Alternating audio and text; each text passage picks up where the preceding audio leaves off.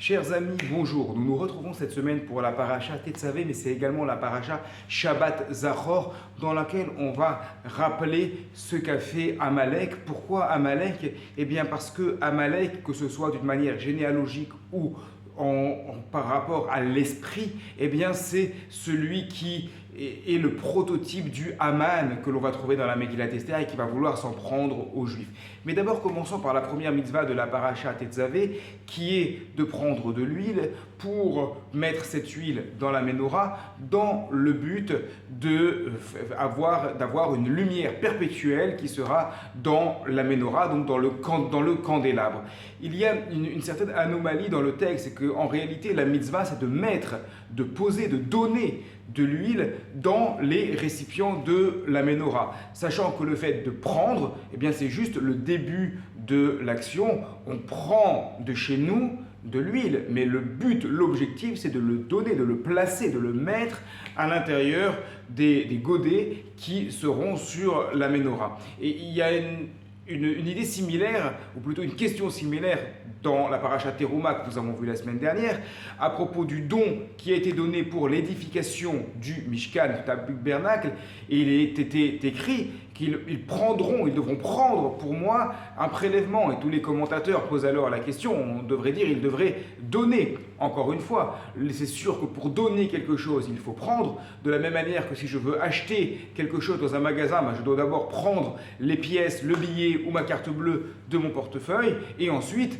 donner. Mais l'objectif de l'action, c'est de donner, ce n'est pas de prendre. Donc pourquoi à chaque fois, alors qu'il s'agit de placer de l'huile à un endroit, on va dire que la mitzvah c'est de prendre l'huile, alors que c'est que le début de l'action et pas sa finalité? Pourquoi lorsqu'il s'agit de faire un don pour l'édification du Mishkan, on va dire de prendre de l'argent? Le but c'est pas de prendre de l'argent, c'est de donner de l'argent. Le Al-Shir Akadosh explique que dans le traité Kiddushin, à propos du mariage, en général, il est considéré qu'un homme doit donner une bague à sa femme pour pouvoir que le mariage soit valable. C'est lui qui doit lui donner cette bague, et à ce moment-là, la femme reçoit la bague et le mariage est valable, du moins la première partie, qui s'appelle les Kiddushin. Par contre, si c'est la femme qui donne une bague à l'homme, là ça ne marche pas, c'est elle qui doit recevoir quelque chose, ce n'est pas l'homme qui doit recevoir. Dans le mariage juif, dans les Kiddushin, la première étape du mariage juif, c'est la femme qui doit recevoir quelque chose de son mari, ce n'est pas le mari qui doit recevoir quelque chose de sa femme. Cependant, il y a un certain cas qui s'appelle Adam Chashuv, l'homme important, quelqu'un qui est très important, et pour la femme, de se marier avec lui, c'est quelque chose d'incroyable. Alors précisons bien que c'est un cas théorique, ce n'est pas de la halakha pratique. Dans ce cas-là, eh bien, la femme va donner une bague à cet homme qui a Adam Chashuv, et les Kiddushin sont valables. Le mariage, la première étape du mariage est valable. Pourquoi? Parce qu'on considère que quand elle donne, en même temps, elle prend.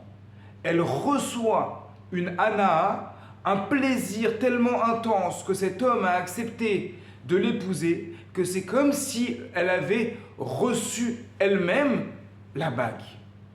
Voilà ce que nous enseigne là-bas le Talmud. Et le Al-Shir de nous dire que c'est exactement pareil dans notre sujet. Lorsqu'on donne quelque chose pour Akadosh Baruch Hu, en même temps, on reçoit une anaa, on reçoit un profit immense du fait de donner pour Hachem. Et donc, c'est comme si on prend.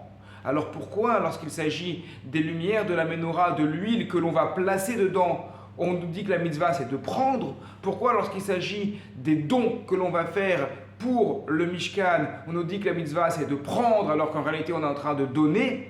Parce qu'en donnant pour la Torah, en donnant pour Hachem, en même temps on reçoit. En même temps on prend, on gagne quelque chose. Et d'ailleurs, on a dit que c'est le Shabbat Zachor qu'on va parler de Amalek en prévision de Haman. Haman, qu'est-ce qu'il a voulu faire contre les Bnei Israël? Il a voulu les tuer.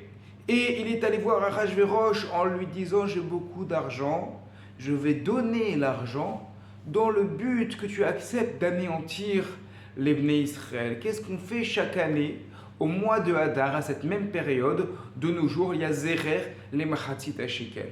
On se souvient de l'impôt que l'on donnait à l'époque du Temple pendant tout le mois de Hadar pour acheter des sacrifices collectif, communautaire, à partir du mois de Nissan. Mais il y a une autre raison de ce Zerer Limchatzit HaShekel, et c'est pour ça qu'on a l'habitude d'ailleurs de le donner le 13 Adar, ou plutôt le 13 ou 14 Adar, jeûne d'Esther, ou le jour de Purim. Pourquoi?